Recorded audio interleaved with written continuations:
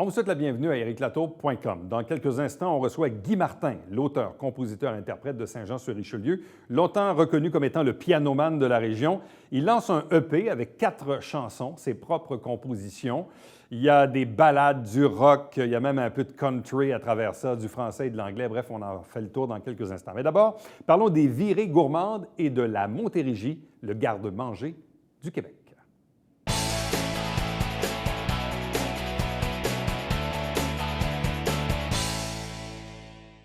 Parlons maintenant des virées gourmandes de la Montérégie. Donc, vous êtes appelés à découvrir tout ceci et ce n'est pas le choix qui manque. 2 invités pour en parler. Elles sont toutes les 2 responsables de la campagne de promotion Montérégie, le garde-manger du Québec. D'abord, première invitée, Brigitte Marcotte. Bonsoir. Bonsoir. Accompagnée de Pamela Dupol. Bonsoir et bienvenue. Bonsoir, merci. Bon, tout d'abord, qu'est-ce que c'est le garde-manger du Québec et pour la portion montérégienne, qu'est-ce que c'est? Bien, le Garde-manger du Québec, c'est une campagne de promotion régionale qui regroupe des entreprises en agroalimentaire de la Montérégie. Donc, on y retrouve des producteurs transformateurs, et bien sûr, il y a des marchés publics, des boutiques gourmandes, des épiceries, des restaurateurs, traiteurs, aubergistes, et qui vont vraiment mettre de l'avant les produits. Et on met, nous, de l'avant les produits, mais les artisans, les producteurs derrière les produits, pour que les gens s'approprient, connaissent leur territoire et connaissent les produits qui viennent de chez nous. Bon. Et qu'est-ce que c'est les grandes ou les virées gourmandes en tant que telles? Bien, en fait, étant donné que notre objectif, c'est de sensibiliser les gens à l'achat local, donc le but, c'est de faire connaître notre territoire qui est la Montérégie, qui est un grand territoire rempli de richesses autant gustatives que humaines. Donc, le projet des virées gourmandes amène les gens sur des circuits un petit peu organisés pour les aider selon leurs intérêts, le temps dont ils disposent, pour découvrir 6 territoires dans toute la Montérégie. Donc, on a un outil pour y arriver qui est le passeport Foodie, dans lequel vous avez des offres promotionnelles exclusives chez les entreprises participantes. Donc, on en a environ 80 qui participent cette année pour l'édition 2019. Donc, vous vous présentez avec votre passeport, les entreprises vont étamper l'offre que vous utilisez. Donc, puis ensuite, vous avez le droit là, à une dégustation, une visite, un pourcentage de rabais. Donc, c'est très varié d'une entreprise à l'autre. Comment on fait pour se procurer le passeport Foodie? C'est très facile. Tout d'abord, il est gratuit. C'est pas quelque chose qui est payant. Déjà, soit aller directement en ligne sur le site web virégourmande.ca. Et on clique, on suit le processus, là, et le passeport va nous arriver par la poste. Tout simplement. Tout simplement. Si parfois, on décide ça le jeudi ou le vendredi, on va faire ça ce week-end, on n'a pas le temps, parce que par la poste, ça prend quand même quelques jours ouvrables, eh bien, on peut faire une commande aussi du passeport numérique. Il y a un autre onglet, on clique numérique, puis là, bien, on a notre passeport en volet que nous, on peut soit s'imprimer les pages qu'on veut ou s'imprimer tout le passeport de façon numérique. Donc, les gens peuvent aussi le recevoir en mode électronique et, dans le fond, imprimer ce dont ils veulent utiliser. Exactement. Mais dans le fond, c'est exactement la même chose que j'ai sous les yeux. C'est la même chose. C'est le PDF, en fait, là, de ce passeport-là. Bon. Et il y a aussi, de ce que je voyais sur le site Internet, comme une carte interactive. Oui, effectivement, les entreprises s'y retrouvent toutes. Donc, on peut les sélectionner, se faire notre itinéraire à partir là, des champs de chacune des entreprises. Donc, chaque territoire participant a sa carte interactive et il y a une carte aussi globale qui regroupe les 6 virées. Bon. Comment est venue l'idée de mettre ça sur pied? Qui est derrière ça, au juste? Bien, c'est Pamela. On est chanceux. C'est elle? Oui. C'est elle, le coupable? Oui. Ouais. Bien, en fait, c'était en 2018. Il y avait vraiment, je pense que c'était vraiment dans le vent, c'était très tendance au niveau de l'agrotourisme et du tourisme gourmand de faire vivre des expériences aux touristes, aux agrotouristes. Donc, on en a parlé, on a commencé avec un projet pilote qui regroupait 3 territoires. Puis, finalement, moi, je suis partie en congé maternité. Pendant ce temps-là, Brigitte est arrivée, puis c'est elle qui a vu là, tout le bilan du projet, puis que ça a été une belle réussite. Puis ensuite, on a reparti en 2019. Bon. Qu'est-ce qu'il y a à découvrir de particulier? Parce que parfois, c'est comme la fameuse phrase, il faut bien habiter Montréal pour n'être jamais allé au stade olympique. Hein? C'est un peu la même chose. Des fois, on habite une région, puis pourtant, il y a des trucs super intéressants qu'on ne sait pas, ou qu'on a peut-être entendu parler, mais qu'on n'a jamais pris la peine vraiment d'y aller. Bref, quand on dit qu'on veut découvrir des choses, qu'est-ce qu'il y a à découvrir de particulier? Mais c'est vraiment ça, c'est vraiment la découverte. Parce qu'à Montérégie, on est chanceux, il y a une énorme diversité de produits. Il n'y a pas grand-chose qui n'est pas produit en Montérégie. On est vraiment le jardin du Québec, donc le plus grand nombre de fermes, plus grand de production et tout. Mais il y a aussi une énorme diversité qu'on retrouve. Puis c'est ça, c'est de découvrir tous ces produits-là, tous ces artisans derrière les produits. Ils ont tous une histoire. Qu'est-ce qui les a amenés là? C'est quoi leur procédure, leur méthode de fabrication? Comment ils ont expérimenté, puis ils ont développé leurs produits? Donc, c'est d'aller à la découverte. C'est très variable. Hein? Il y a des entreprises qu'on visite qui sont beaucoup plus organisées, qui sont plus matures, d'autres qui sont plus à des stades très jeunes, mais c'est d'aller découvrir ces artisans-là, justement. C'est ça la richesse de ces produits-là, c'est d'aller à la rencontre du producteur, de s'approprier notre terroir. C'est chez nous, c'est notre terre, c'est notre richesse. Parmi les territoires donc, desservis, donc cette année, il y en a 6, donc Acton, les Mascoutins, au cœur de la Montérégie, Brome-Missisquoi, Haute-Yamaska, Pierre-de-Sorel, Vaudreuil-Soulanges et la vallée du Richelieu. D'ailleurs, j'en profite, puis je donne un exemple tout bête. Il y a 1 an ou 2, j'étais aux limites de l'Estrie Montérégie, puis bon, on est arrêté justement chez Canard du Lac-Brome, à Knowlton. Knowlton, c'est pas loin, 45-50 minutes.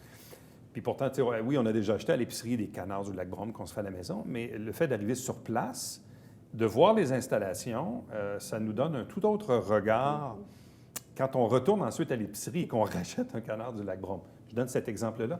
Mais c'est ça, des fois, c'est juste d'être sur place, de discuter avec les responsables, avec les gens de la place qui nous racontent un peu leur vie, leur trip, leur passion. Et ça donne un tout autre regard. C'est exactement ça. Le but du projet, c'est de montrer l'envers du décor puis de créer une relation aussi entre le visiteur et le producteur. Est-ce que vous suggérez aux gens un peu de se faire un circuit ou de cibler vraiment des endroits particuliers avant de prendre la route? Bien, ça dépend vraiment du style de personne puis du style de virée qu'on veut faire. Comme justement, il y en a qui sont plus improvisés, qui vont regarder les cartes interactives en ligne. D'autres qui aiment beaucoup encore le papier, qui aiment noter, qui aiment mettre des post-it ou des choses comme ça. Donc, mais je dirais que c'est semi-organisé parce on fait aussi des circuits un peu plus thématiques. Donc, on les propose sur nos réseaux sociaux. Donc, on essaie d'outiller les gens, mais pas trop, pour garder un petit peu de surprise dans tout ça. Bon. Quel type de promotion on a auprès des différents participants? C'est très variable, ça aussi. Ouais. Il y en a qui vont offrir un produit gratuit, disons, à l'achat de temps ou de telle quantité.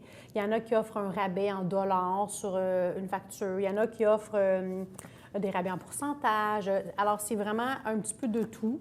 Il y a des offres, bien sûr, qui sont plus intéressantes que d'autres.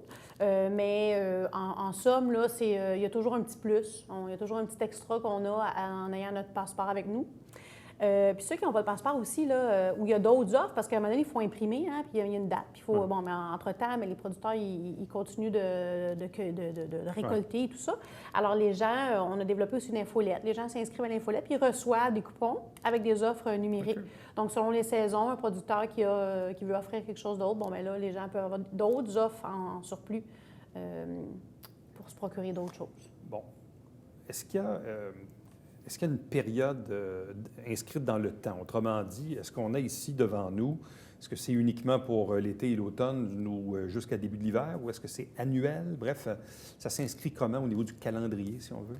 Bien, le lancement a lieu en juin, donc c'est toujours au début là, de la saison estivale.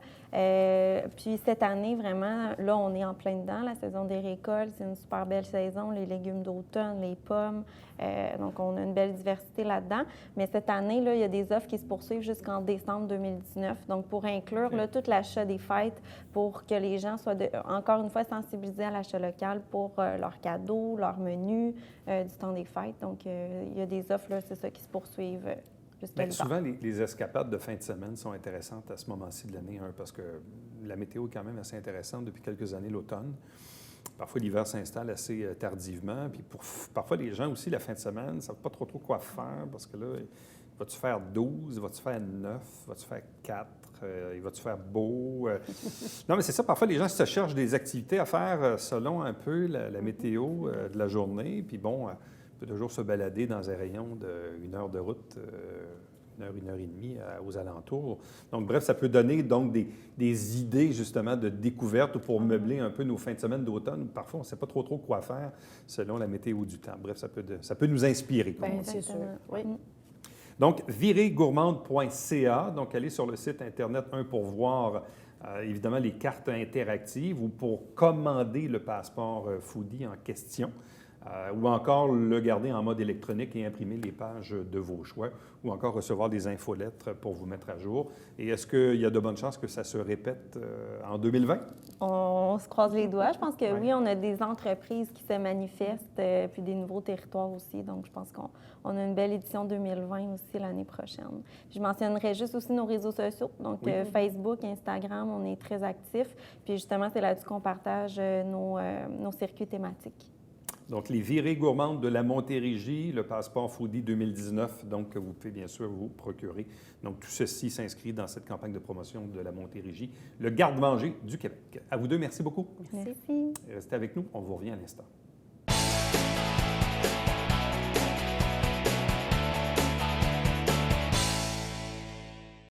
Mesdames et messieurs, bonjour et bienvenue à la Justice entre nous. Mon nom est Serge.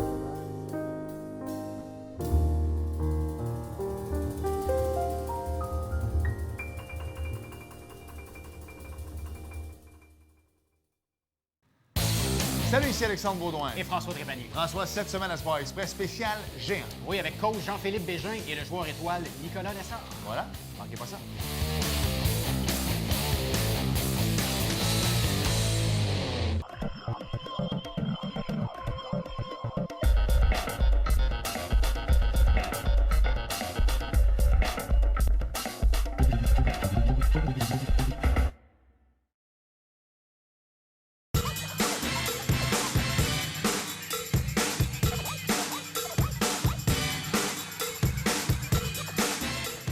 Dimanche, 9h30, Télé Bingo, on vous attend.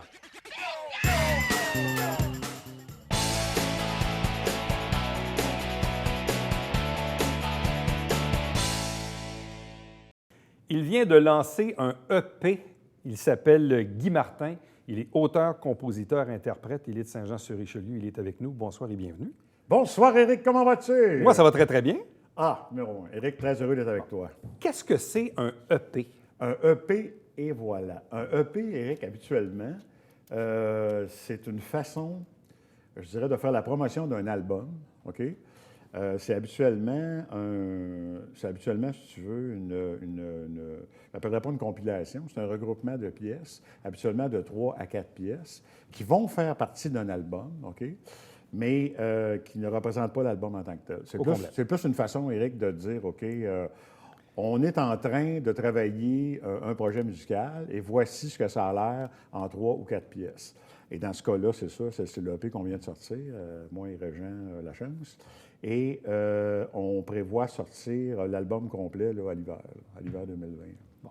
Mais en même temps, évidemment, bon, tu joues de la musique depuis plusieurs décennies. Oui. Mais ce n'était pas ton emploi du temps. Bon, on s'en est déjà parlé dans une autre entrevue. Tu as travaillé dans le monde de l'ingénierie pendant très, très, très longtemps. Tu es retraité aujourd'hui. Ouais. Et là, tu mises maintenant beaucoup de ton temps à ta deuxième passion qui était la musique, qui est redevenue la première, dans le fond. C'est un peu ça? Absolument. Mais d'ailleurs, ce qui m'a frappé quand j'ai écouté les 4 chansons qu'on retrouve sur le EP, d'abord, c'est la qualité de production. Mais il faut remercier Régent Lachance.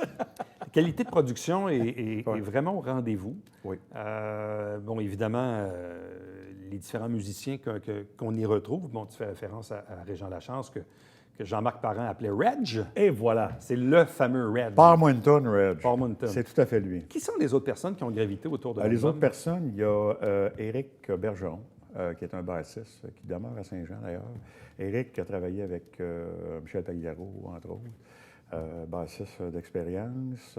À la batterie, nous avons le fils d'Éric, Thierry Bergeron. Thierry qui fait de la musique de façon professionnelle depuis plusieurs années. Là.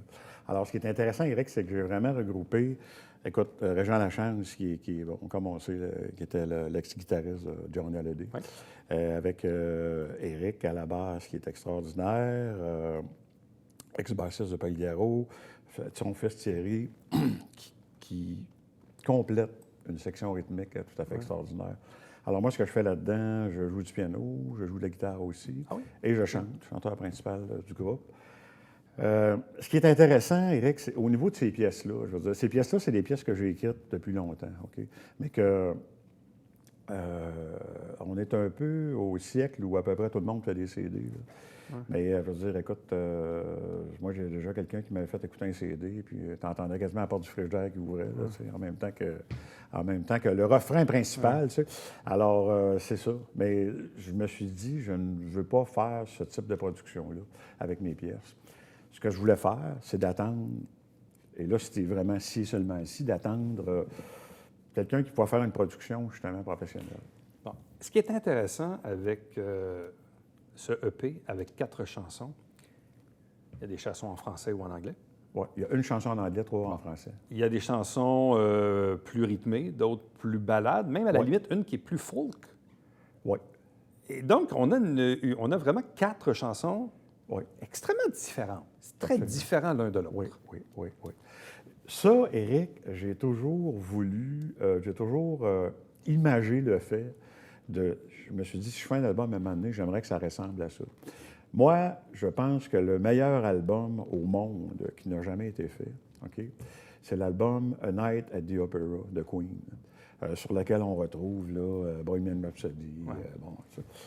Je trouve que sur cet album-là, Greg, je ne sais pas si tu te souviens un peu du lining de cet album-là, tu as du country, la pièce qui s'appelle 39, qui est country. Tu as du progressif, The Prophet Song. Tu as du rock, I'm in Love with My Car. Tu as du Charleston, Seaside Rendezvous. Tu as de tout sur cet album-là. Moi, je pense que si on arrive à faire un album avec une pièce country qui sonne comme un band country, avec une pièce jazz qui sonne comme un band jazz, avec une pièce, avec une ballade, qui sonne comme une ballade vocal-piano, puis aussi avec une pièce rock qui sonne rock, tu sais, comme un groupe rock. Moi, c'était mon challenge, de réussir à... j'ai rien contre les gens qui font ce que j'appellerais un album plus rectiligne, là. C'est-à-dire qu'on fait un album de country, c'est du country de A à Z, ou on fait un album de blues, un album de rock. Mais moi, j'aime beaucoup... premièrement, j'aime à peu près tous les genres de musique. Sauf le bavarois, peut-être. Non, mais...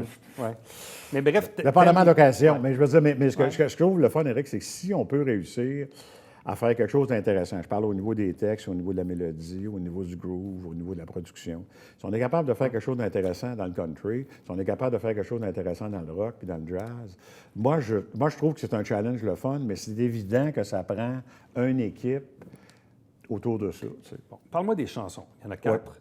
Clochard, There You Go, Assassin et Pour de bon. Tu dis que ça fait longtemps que tu as écrit ça, ces chansons-là? Oui. Paroles et musique? Paroles et musique, oui. Combien de temps?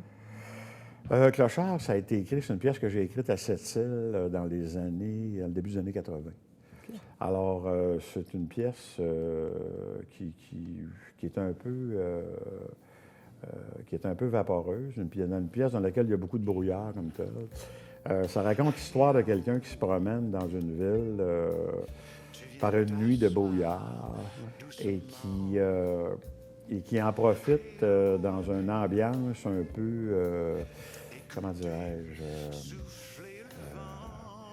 une ambiance où il n'y a pas beaucoup de monde, il n'y a pas de circulation, il y a du brouillard, tout ça, pour un peu faire une introspection de ses feelings intenses. Tu sais. Puis moi, pour ma part, c'est une pièce un peu sur la dimension, à la fois de la dimension de l'absurde et à la fois la dimension, je dirais que ça rejoint aussi beaucoup la dimension de la souffrance. There You Go.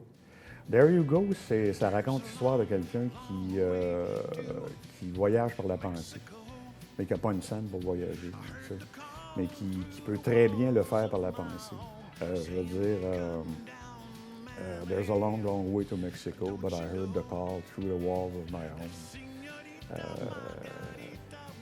Qui dit, le type, autrement dit, il est chez lui, mais il a comme attendu un appel à travers les murs de sa maison et qui lui disait, viens donc faire un tour à Mexico, tu vas voir, ça va être intéressant.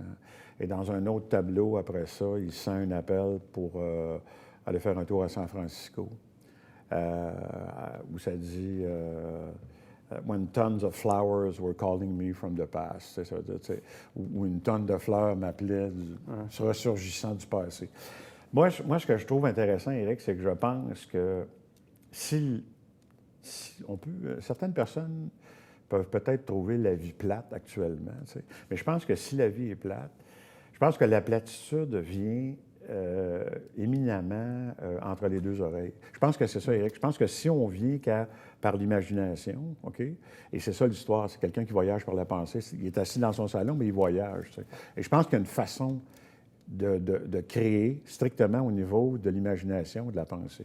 Pour ce qui est de Assassin, Assassin, ça raconte un peu l'histoire de mon passé.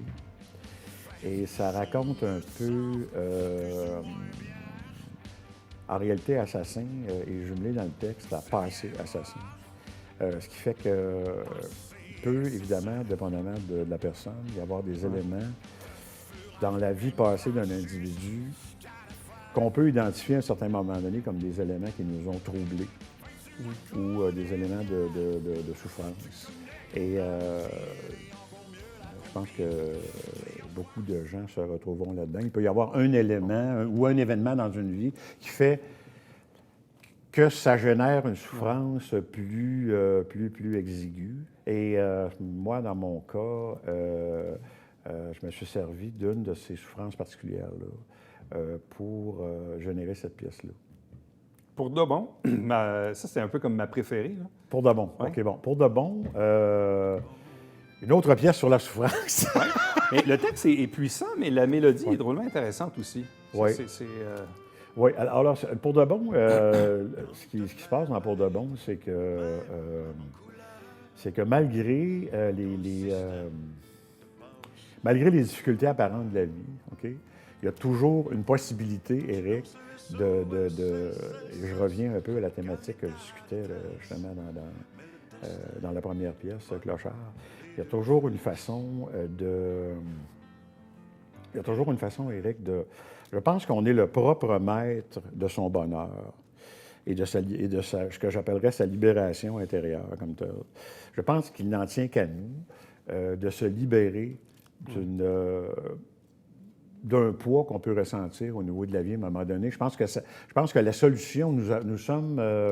comment expliquer ça, Éric? Je pense que nous sommes les auteurs de nos potentiels malheurs, mais aussi nous en sommes les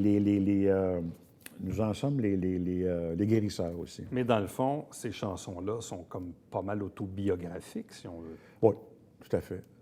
Mais en même temps, tu as souvent été reconnu comme étant un peu le pianoman de la place. Donc, le gars qui chante en arrière d'un piano, qui connaît probablement toutes les chansons d'Elton John et de Billy Joel, puis un paquet d'autres. Oui. Mais là, ça, c'est ton matériel, c'est tes affaires à toi. Exact. Et ça, tu n'as pas fait ça souvent dans ta vie, non? Non. J'ai pas fait ça souvent, Éric. Un peu pour les mêmes raisons que je ramenais tantôt. Dans le sens que moi, ça me dérange pas d'aller personnifier Elton John ou Billy Joel, Frank Sinatra. D'où le fait aussi que j'utilisais à ce moment-là le pseudonyme Baby Boomer. Ouais. Tu sais, Baby Boomer, en passant... avec le premier album de Guy Martin, je pense que là, c'est vraiment comment dirais-je, l'émergence de Guy Martin comme tel. Et pour ma part, il y a beaucoup de gens qui me disent, bon, c'est Baby Boomer ou c'est Guy Martin. Moi, je réponds à ces gens-là, Baby Boomer, c'est officiellement terminé.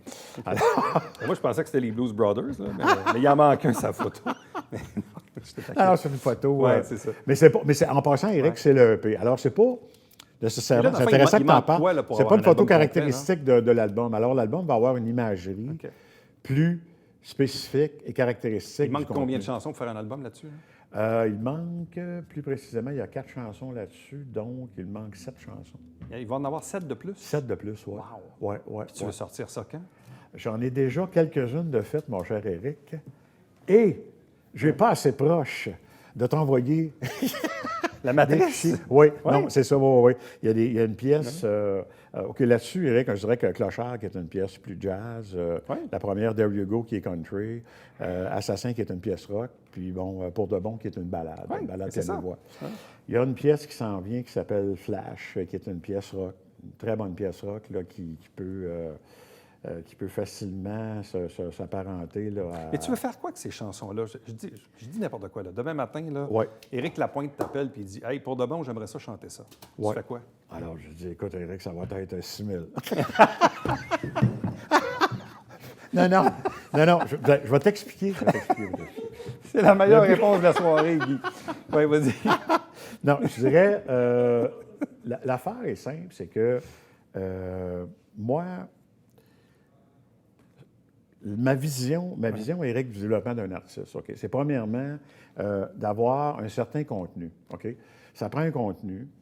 C'est évident que ça prend un contenant, mais ça prend surtout un contenu. Et pour moi, un contenu, c'est un album. Ça veut dire que tu arrives avec un album de 10, 11 pièces. Alors ça, c'est le matériel que tu fais. Alors, ça représente ce que tu peux faire avec un groupe, etc. Tout ça. Bon, ça, c'est ton matériel. Deuxièmement, moi, mon objectif, c'est qu'une fois que cet album-là va être complété, c'est évidemment de monter un show, de présenter cet album-là avec d'autres pièces en show. Mais je veux dire, pour moi, c'est aussi important de monter un show intéressant que ça l'est de monter un album intéressant. Guy Martin, merci beaucoup. On a hâte de voir la suite. Merveilleux! Restez avec nous. Au retour, le Babillard quotidien.